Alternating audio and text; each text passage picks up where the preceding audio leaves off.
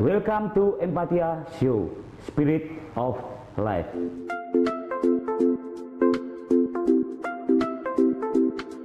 Terima kasih untuk malam hari ini kita kedatangan seorang untuk pendekar ataupun pejuang demokrasi, Sri Kandi demokrasi di Klaten ini. Kita sudah kedatangan Mbak Lingga. Okay. Untuk awal pembicaraan kita, monggo diperkenalkan untuk panjenengan dan juga untuk keseluruhan dari biografi panjenengan, monggo. Oke. Nggih, derek tepang Mas Ferry. Nama saya Lingga Permesti. Saya sebenarnya aslinya Jawa Barat, Mas. Asli Jawa Barat, kemudian ke sini menikah. Memang dari sejak SMA itu suka dengan lelaki berdarah Jawa. Jadi kayaknya itu lelaki berdarah Jawa itu. Tapi kayaknya Mbak, ada mitos Jawa dan Sunda itu agak gimana gitu ya. Tapi bisa dipersatukan nyatanya ya. Iya, nyatanya kan Prabu Siliwangi dan Muruk ya. Majapahit ya. Majapahit ya. Jadi sebenarnya memang saya sangat ini ya, kalau sama dari suku Jawa itu memang kelihatannya kan mereka ngemong, terus kelihatannya memang gitu ya, mati gitu. Jadi ya alhamdulillah bertemu dengan suami, kemudian kami pindah kemari. Sejak SMA memang saya di ini Mas, di Banten. Di Banten, kemudian memang di SMA itu saya lebih fokusnya di dunia tulis menulis. Mungkin Mas Ferry kenal salah satu seniman penulis, dia juga adalah penyandang difabel, namanya Golagong, mungkin pernah dengar? Iya, pernah dengar. Beliau itu salah satu pendiri komunitas, namanya Komunitas Rumah Dunia. Dia mendirikan itu untuk agar masyarakat di Banten yang memang literasinya kurang, sehingga meningkat literasinya. Alhamdulillah, dan di situ 1000 hektar, sekitar 1000 hektar itu digunakan untuk sanggar buku, sanggar bermain. Nah, di situ saya ikut, Mas. Saat ini Mbak Lingga domisili di mana? Tinggal? Domisili sekarang di Ceper, Kurung. Nah, dari situ memang ketika dari SMA dan kuliah itu memang bukan di daerah sini. Jadi memang kesini tuh memang agak-agak ini Mas, agak-agak shock, kultur shock ya. Karena memang kan ketika misalnya di Jakarta saya lama jadi wartawan di Jakarta di basicnya di jurnalis juga? Iya, makanya dari SMA saya suka menulis, makanya dari SMA tuh sudah suka menulis, kuliah juga menulis di Mading kampus, sehingga ketika bekerja diterima langsung di media massa Republika saat kemudian itu. Ini Mbak, triggernya dari basic pendidikan seorang jurnalis, terus kemudian ini ya kita tahu lah, di kontestasi politik saat ini panjenengan maju sebagai calon legislatif dari Partai Keadilan Sejahtera, dan untuk Dapil 4, leres nih. Betul. Saya memang maju, diminta maju oleh Partai Keadilan Sejahtera di Dapil 4, Wonosari, Delanggu, Juwiring, dan Ceper, di mana memang setiap anggota PKS itu memang setiap pekannya sudah diberikan pelatihan pembinaan, sehingga sehingga kita anggota itu mau tidak mau harus siap untuk menjadi pemimpin. Jadi setiap pekannya memang kita sudah dikasih sudah dikasih pembinaan, sehingga ketika diminta untuk jadi caleg gitu, kita harus siap. Dan insya Allah saya ketika diamanahkan oleh partai PKS dan diminta untuk maju, insya Allah saya 1000% siap, walaupun ada mungkin konsekuensi yang harus saya harus saya tempuh seperti itu. Mungkin ini untuk lebih mengorek lebih dalam lagi tentang kapasitas panjenengan sebagai calon legislatif. Mungkin diawali lah dari kita mengenal lah PKS itu sangat idealis sekali dengan kemakmuran dan keadilan. Apa yang menurut panjenengan atau membenarkan ataupun menjustifikasi bahwa itu adalah memang idealisme dari partai PKS? Ya, PKS sendiri kan lahir memang sejak 98 itu dari teman-teman kalangan muda ya, memang membawa pesan-pesan agar mensejahterakan masyarakat seperti itu. Tapi yang saya lihat dari PKS itu pertama adalah di mana adanya keterbukaan di dalam partai itu sendiri ya. Keterbukaannya itu dalam rangka keterbukaan seperti informasi publik, kemudian beberapa kali memang mendapatkan penghargaan dari ICW untuk laporan keuangan kampanye yang baik gitu. Jadi Dan, menurut saya memang sedikit saya potong, Mbak. Kemarin saya juga mengikuti PKS itu juga yang mendorong perubahan UU ITE juga dari partai PKS kayaknya, dari Pak Khoris ya, Pak Khoris ya, Pak Khoris. yang dipimpin komisinya Pak Khoris kan mendorong untuk itu. Ya banyak RUU yang memang RUU dan undang-undang yang memang kita dorong, Mas. Salah satunya adalah RUU yang pada tahun 2015 itu adalah RUU disabilitas. Ya, itu adalah salah satunya PKS yang menggawangi. Sampai terbentuknya KMD juga, Komisi Nasional. Sampai terbentuknya UU nomor 8 tahun 2016 itu, UU penyandang disabilitas. Salah satunya adalah ketua panjanya itu sendiri adalah Bu Ledia Hanifah. Jadi memang kalau untuk ke masyarakat PKS atau untuk ke teman-teman difabel itu memang kita udah lama sekali ya, maksudnya memang menggayat mereka. Berarti dalam artian bukan omong kosong ya, berarti Ya, sepak terjang PKS itu memang sudah keperbedaan dari difabel memang sudah dilakukan. Sudah. Bukan itu aja, Mas. Bukan hanya mengawal RUU, tapi banyak hal lain lagi. Seperti misalnya caleg nih, kita kan memberi ruang ya. Namanya partai politik itu bukan aliran agama. Partai politik itu semua boleh masuk. Terbukti, maaf, saya juga non-muslim, Iya, tapi kan? saya juga simpatik dengan apa yang disampaikan Pak Anies, apa yang disampaikan PKS, saya juga tertarik. Ya, makanya jadi kita harus memotong hal itu ya, maksudnya jadi hanya melihat PKS itu aliran agama atau maksudnya yang radikal lah atau apa yang kadang-kadang orang melihatnya seperti itu, tapi kan enggak. Semua orang boleh masuk, bahkan banyak juga yang alek-alek non-muslim juga. Dan kemudian yang caleg sekarang, Mas, caleg di Solo itu namanya Pak Slamet, itu beliau itu juga penyandang difabel. Oh iya, di DPRD Kota Solo ya? Iya, DPRD Kota Solo. Jadi kita memberi ruang untuk teman-teman berkarya, terutama ya teman-teman disabilitas juga gitu kan, memberi ruang seperti itu. Nah di sini juga kayak bersambut, Mbak, kita mengenalkan diri juga, kita di sini juga punya rumah besar disabilitas di Klaten. Kita berada di dalam forum Empatia Disabilitas Kabupaten Klaten. Saat ini kita bergerak dalam bidang pemberdayaan ekonomi dan juga untuk pendampingan UMKM difabel. Dan mungkin berangkat dari sini nanti insya Allah jika Mbak Lingga duduk di Dewan Legislatif Kabupaten Klaten bisa menjadi pengayom ataupun pendorong kami untuk lebih bisa berkarya lagi. Insya Allah, karena memang PKS ya memang sudah fokus sejak dulu, nggak cuman kita teman-teman yang memang pada umumnya, tapi memang menggayat atau menggandeng teman-teman difabel yang memang membutuhkan pendampingan seperti itu. Kemudian sedikit melebar ya, Mbak ya. Ya mengikuti yang viral kemarin, yang up to date lah. Untuk komen ya mungkin hangat-hangat, ngeri-ngeri sedap juga. Untuk debat capres kemarin komentarnya seperti apa? Debat capres kemarin saya memberi 2 jempol ya buat KPU. Karena kayaknya beda banget nih sama yang tahun 2009 ya. 2019, maaf. Itu kan kalau 2019 itu kayaknya agak-agak monoton ya. Dan saat ini tuh kayaknya lebih membuat orang tuh semakin tertarik dengan debat capres. Kok 2 jempolnya bukan buat Pak Amin ya? Pak Itu Amin, nanti. Pak Anies dan Pak Amin. Ya? Pertama KPU-nya dulu ya sebagai penyelenggara. Ya kemudian ya tadi ketika jalannya debat capres itu saya melihat memang banyak hal-hal yang kalau untuk kita sebagai anggota PKS melihat yang kan mengusung Pak Anies ya, melihat debat kemarin itu memang kita sangat puas, Mas. Karena apa? Karena kita kan melihat beliau itu, kita tuh sudah bersama beliau tuh dari 2017, dari Pilgub 2017 bersama beliau itu.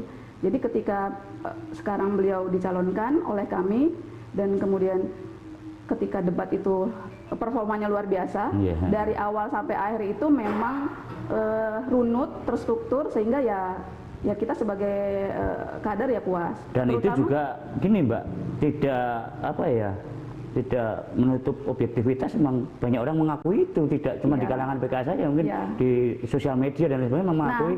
Betul Iya, Mas. nah. Nah itu yang menjadi sekarang itu yang luar biasa viral ya.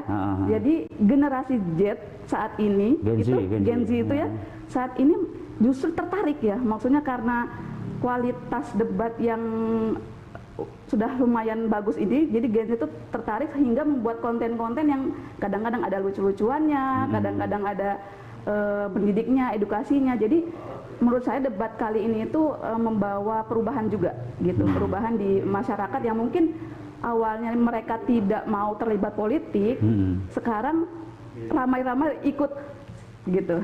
Berarti saya nggak langsung sebenarnya apa yang disampaikan Pak Anies sebenarnya menjadi penyemangat juga untuk rekan-rekan yang di kompetisi untuk di legislasinya. Iya, tentu saja Mas. Membawa kita lebih bersemangat lagi ya Mas.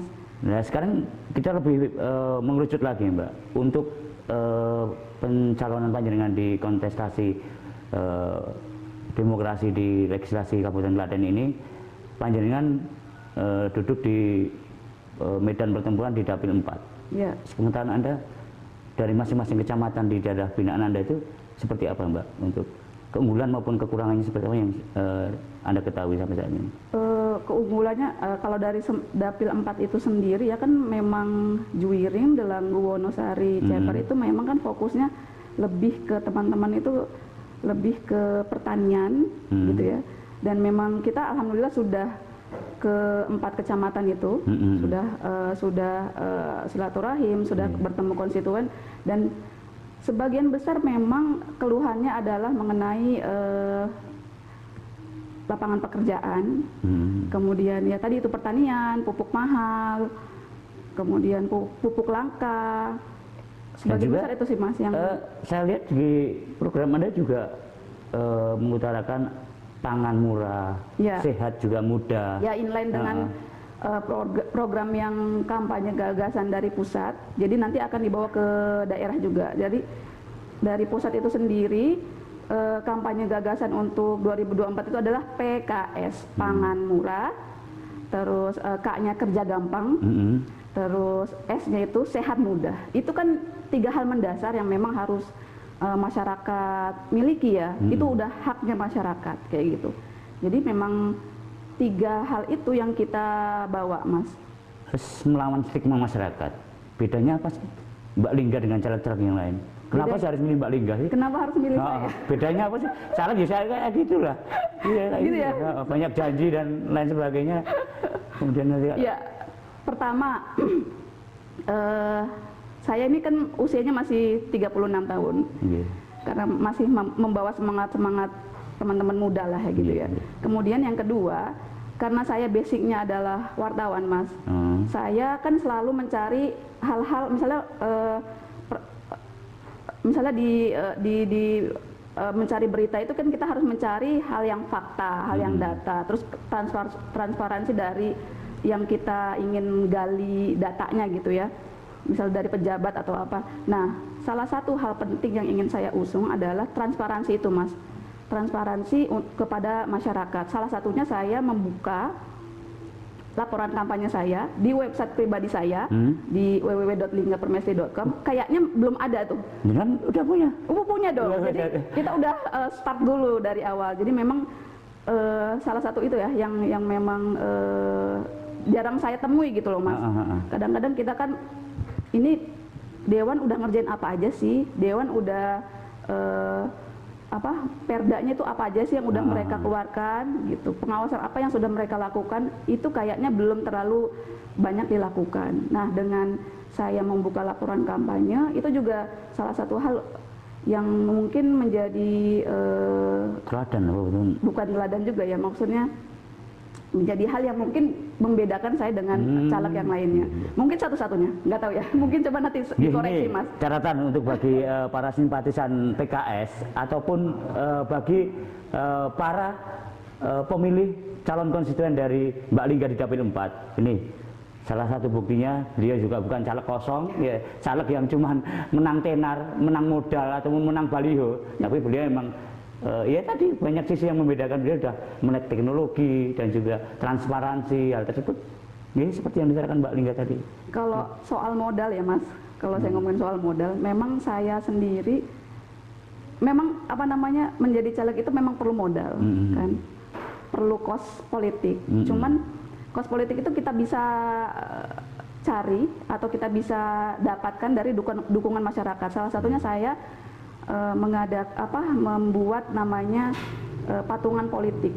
Hal ini juga kan sering kita lihat di berbagai kontestasi ya, ketika misalnya Barack Obama dulu mencalonkan jadi presiden, atau Trump juga, atau ketika waktu itu Pak Ahok dan Pak Anies berkonsultasi, mereka membuka yang namanya crowdfunding, jadi patungan politik untuk caleg tersebut. Itu dilegalkan Mbak, untuk dari KPU untuk segi pendanaan? Itu sudah ada aturannya. Boleh itu maksudnya. Kita harus ada laporan-laporannya gitu ya Mas. Itu mulai dari 1.000, 5.000 itu alhamdulillah, maksudnya kita dengan itu kita bisa mengikis yang namanya money politik Mas. Karena kan kalau misalnya kita udah keluar dulu uang untuk menjadi caleg itu sampai sampai berapa ya, gitu kan, mendapatkan rekomendasi aja, nanti mendapatkan rekomendasi aja udah mungkin udah bayar dulu ke partai atau gimana. Oh, kalau di PKS tidak Mas? Oh tidak ya? Enggak. Kalau di PKS itu kita diamanahkan. Kita diamanahkan. Biasanya kan di Konoha di negeri kan, Wakanda ya. Wakanda itu kan mau maju ya harus pakai mahar. Enggak, alhamdulillah di PKS sendiri, karena itu tadi sudah ada unit pembinaan anggota setiap pekannya, sehingga ketika kita diminta untuk menjadi caleg, kita harus siap lahir dan batin. Beberapa mungkin seperti biaya dan hal sebagainya nanti dipikirin nanti seperti itu. Jadi memang harus siap. Tadi ada yang sedikit missing nih Mbak dari penyampaian luar biasa yang jenengan lakukan tadi tentang website untuk transparansi pelaporan dana kampanye dan sebagainya itu, dan itu kayaknya baru satu-satunya loh yang jenengan lakukan itu seperti apa sih? Ya, karena kita kan menghimpun dana kampanye, untuk itu kita mesti membuka laporan dana kampanye tersebut Mas. Jadi kita membuka laporan dana kampanye itu di website pribadi, mungkin satu-satunya di DPRD 4 ya, DPRD Dapil 4. Nah itu cara Anda seperti itu juga pasti juga belum banyak mendapatkan perhatian kan Mbak, karena juga sebagai pionir kan, ya terus kan apakah Anda juga akan terus melakukan di rel kebenaran tersebut apa ya? Gunanya nggak ada kacek, nggak ada yang memperhatikan seperti itu. Enggak, kita tetap pada rel tersebut ya Mas, karena perubahan itu dimulai dari hal yang kecil. Jadi kalau kita nggak melakukan atau kita tidak memulai hal itu, ya nggak bakalan berubah menjadi yang kita inginkan. Seperti itu. Berangkat dari situ Mbak, Anda sudah punya diferensiasi, punya kapasitas. Terus seoptimis apa sih panjenengan dalam kontestasi politik di Dapil 4 ini? Optimis insya Allah. Karena setahu saya sebanyak 40%-an ya generasi Z itu bakal memilih di sini ya. Jadi kami untuk kampanye memang lebih banyak di sosial media, kemudian tidak banyak memakai baliho, karena dengan di sosial media itu kami bisa berinteraksi langsung. Nah, ini yang menarik Mbak, saya lihat itu jenengan itu caleg tertenang loh, padahal diserang netizen di sosmed itu kayaknya saya juga memperhatikan komen-komennya kayak juga ya santai-santai, kayak nggak terbawa emosi, nggak meladeni, tapi ya calling cool aja. Ya cool aja, jadi kita terima, berarti mereka sudah berinteraksi dengan kita, berarti kita udah istilahnya cukup lumayan di aware ya, dikenal oleh mereka kayak gitu. Itu aja sudah alhamdulillah kayak gitu. Jadi memang kita bisa mendekatkan dengan konstituen lewat medsos itu adalah hal yang luar biasa ya. Kadang-kadang kan kita kalau misalnya memasang baligo atau apa kan kita nggak tahu. Iya. Kita sebagai masyarakat biasa melihat caleg di baligo,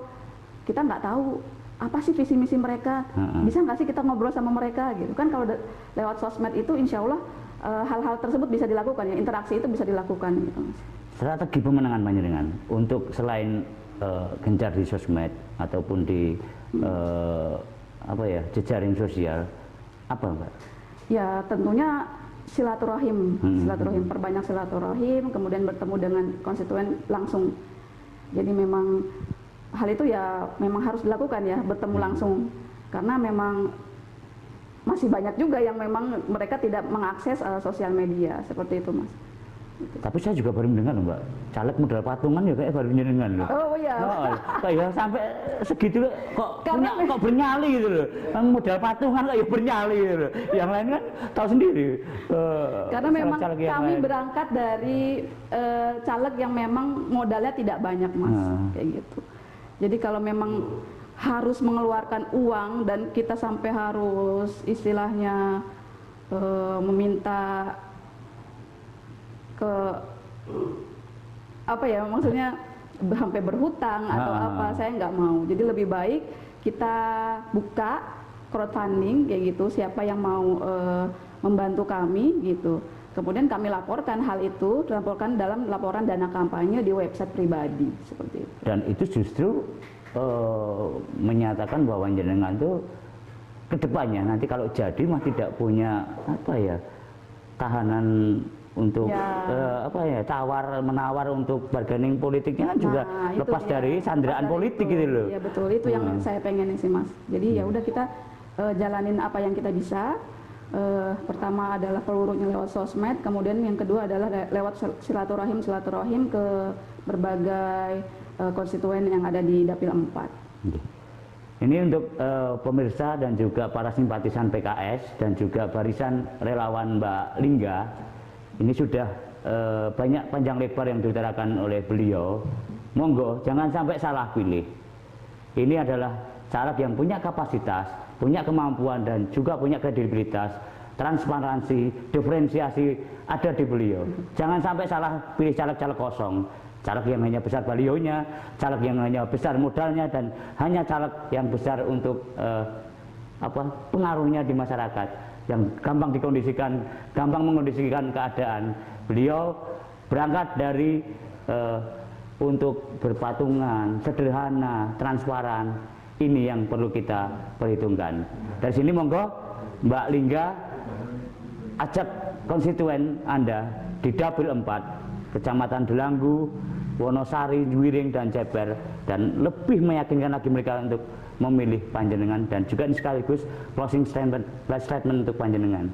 Teman-teman yang ada di Dapil 4, Ceper, Juwiring, Wonosari, dan Delanggu, jika ingin memilih caleg yang baligonya ada banyak, tapi jika ingin memilih caleg yang ada gagasannya, pilih saya Lingga Permesti dari PKS nomor urut 7 untuk Dapil 4. Ya, demikian tadi apa yang disampaikan oleh Mbak Lingga. Jangan lupa, ingat PKS, ingat Mbak Lingga, membawa keadilan dan juga kesejahteraan.